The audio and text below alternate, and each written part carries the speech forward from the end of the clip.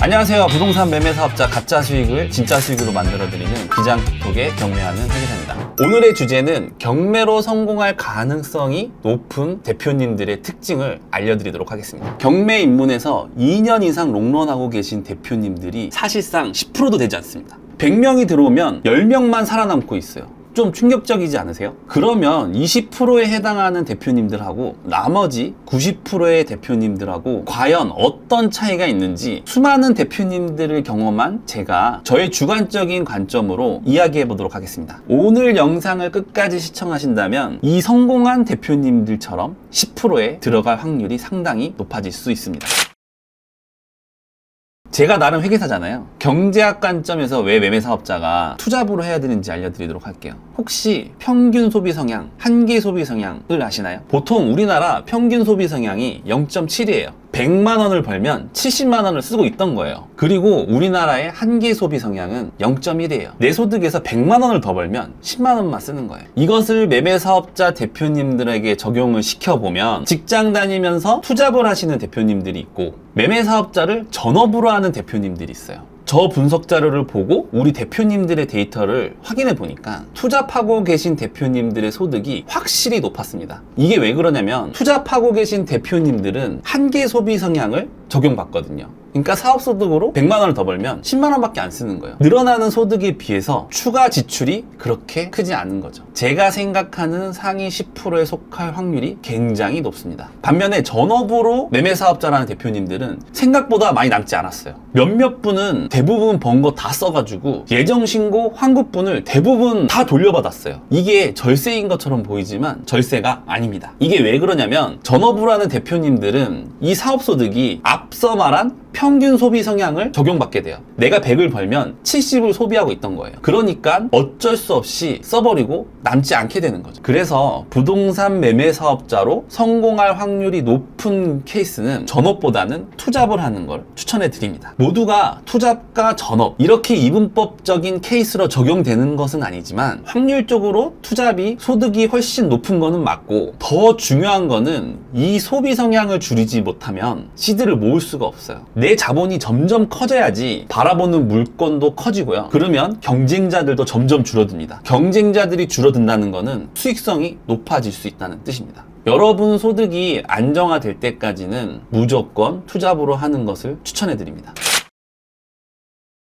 이제 2번, 3번 정도 낙찰받고 매도를 완료하신 대표님들은 경매를 하시는 거에 대해서 이제 지식이 많이 쌓이셨어요. 이제는 물건을 바라보는 나의 기준점을 찾을 때라고 생각이 되는데요. 많이 둘러봤어요. 아파트도 가보고, 빌라도 가보고, 벨도 눌러보고, 윗집, 아랫집 다 찾아가보고, 입주민 붙잡고 얘기해보고, 관리사무소 가보고, 중개사 몇 군데 이상 가보고, 경매한다고 솔직하게 얘기도 해보고. 그렇게 해보니까 처음에 손품 팔아서 예측했던 입찰가랑 발품을 열심히 팔고 나서 전날 혹은 당일날 아침에 적어낸 입찰가가 많이 차이 나던가요? 오히려 알면 알수록 입찰가가 점점 낮아지는 게 경매입니다. 그러면 낙찰 확률이 점점 멀어지겠죠.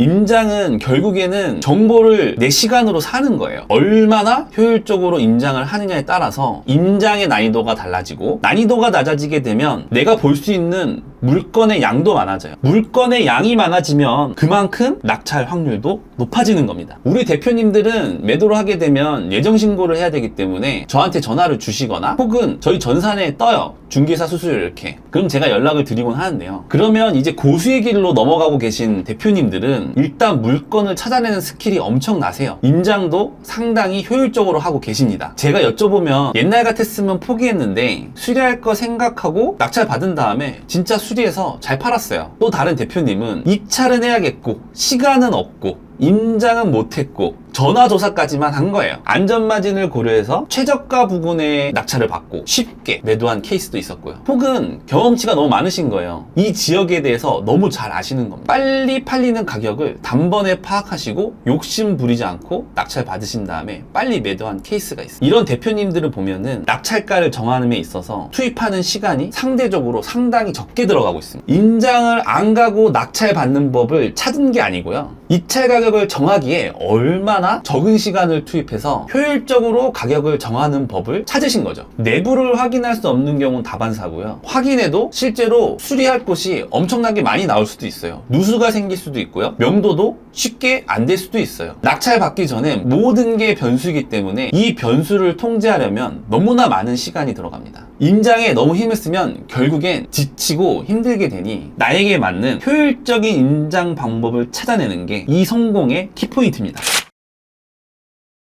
경매를 하다 보면 시세조사에 실패를 할 수도 있고요. 시장의 변화가 생각보다 빨라서 시세가 변화할 수도 있어요. 그렇기 때문에 우리는 경매를 할 때 안전마진이라는 거를 꼭 챙겨두고 입찰을 하게 되거든요. 만약 내가 이 물건을 낙찰 받았는데 예기치 못한 수리비, 명도비, 강제집행, 이자 비용 이런 게 많이 들어갔기 때문에 내가 예상했던 수익이 안 나오는 경우가 발생할 수 있어요. 이러한 경우를 마주하게 됐을 때 성공한 대표님들하고 성공하지 못한 대표님들의 차이가 발생하게 됩니다. 먼저 성공하지 못하는 대표님들의 예시를 들어보면 입찰할 때 내 안전마진을 1,500만 원? 2천만 원 정도 생각하고 낙찰 받았어요. 그런데 예상보다 수리 비용이 너무나 많이 들어가가지고 한 푼도 안 남게 생긴 거예요. 이럴 때 수리를 다 하고 부동산에 올릴 때 내가 수리 비용이 2천만 원 정도 더 나왔기 때문에 2천만 원 더 받아주세요. 이런 식으로 접근할 겁니다. 사실상 시세보다 더 받아주세요. 이런 뜻이거든요. 그러면 나중에 부동산에서 연락이 와요.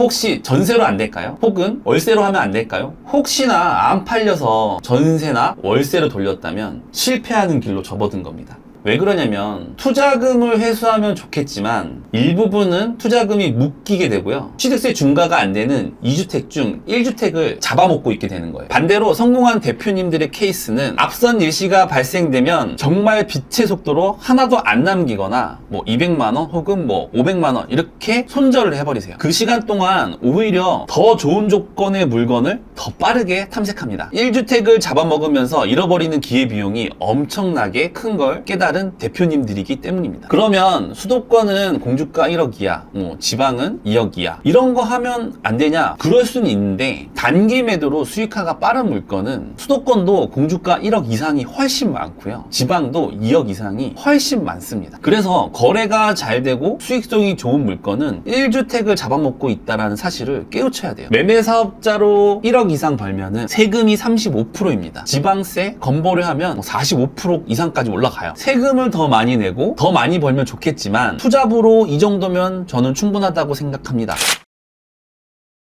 그러면 전업으로 경매하면 돈을 더 벌 수 있나요? 그렇지도 않아요. 전업으로 하면 1년에 10개, 20개 할 수 있을 것 같죠? 안 그래요. 전업으로 하시는 분들 보면은 그분들도 평균 4개 정도밖에 하지 않습니다. 경매는 고정 수입이 아니에요. 언제나 변동 가능성이 있죠. 사업이니까. 근로소득의 고정 수입, 경매 사업자의 사업소득이 합쳐질 때 정말 파워풀하거든요. 경매 인장을 너무 길게 하는 것은 지치겠지만 낙찰받고 수리하고 중개사한테 매물을 올리고 판매하고 진짜 한두 번만 해보면 진짜 할 게 없습니다. 그러면 난 투잡도 아닌데 어떻게 하란 말이냐. 요즘 보면은 33M2, 에어비앤비, 상가, 오피스텔로 투자를 할 수도 있고 이러한 임대시장을 노려보는 것도 하나의 방법일 수도 있어요. 제가 말씀드리고 싶은 부분은 경매는 직장을 다니면서 하는 게 훨씬 좋은 거고 직장이 없다면 그 빈 시간에 가만히 있지 않았으면 좋겠다라는 뜻입니다. 앞에 말씀드린 부분하고 일맥상통한 부분인데요. 경매를 통해서 시드를 불려나가야 되는데 고정 수입 없이 전업으로 들어오게 되면 오히려 실패할 확률이 점점 높아지게 됩니다. 시드를 모을 수가 없어요. 지금 막 경매 입문하시는 분들을 보면 좀 걱정되는 게 하나가 있습니다. 경매 물건이 이렇게 많이 나온 적이 없었어요. 2번 유찰된 물건이 단독 낙찰이 되고 허그가 혈세로 돈을 대주면서 대항력 포기하는 물건들이 이렇게 많지 않았다고요. 이러한 시장이 그리 오래 가지는 않을 겁니다. 물건은 적어지고 훨씬 치열한 경쟁 속으로 들어가게 돼요. 그러면 점점 경매를 포기하는 사람들이 생기게 될 거예요. 지금 이 경매 시장이 영원하지 않을 겁니다. 그런 것을 항상 대비하면서 넥스트 스텝을 위한 시드를 빠르게 모아야 됩니다. 자, 다시 한번 처음부터 정리해보면 투잡이 훨씬 유리합니다. 전업은 소비를 줄이셔야 해요. 임장을 효율적으로 하세요. 입찰할 물건이 많이 보일 겁니다. 손절도 기술입니다. 1주택을 버리지 마세요. 기회에는 1주택이 있어요. 경매만 하면 안 됩니다. 소득 활동을 넓히셔서 시드를 모으세요. 이 이 네 가지만 지키면 여러분들은 매매 사업자 상위 10%에 도달하게 될 겁니다. 혼자서는 힘드시다고요? 저와 함께 하시면 문제가 있을 때 함께 고민해드리고 해결에 도와드리도록 하겠습니다. 오늘 영상이 도움이 되셨다면 구독과 좋아요 부탁드리고요. 여기까지 우리 대표님들의 진짜 수익을 위해 밤낮 없이 발로 뛰는 기장톡톡에 경매하는 회계사였습니다. 감사합니다.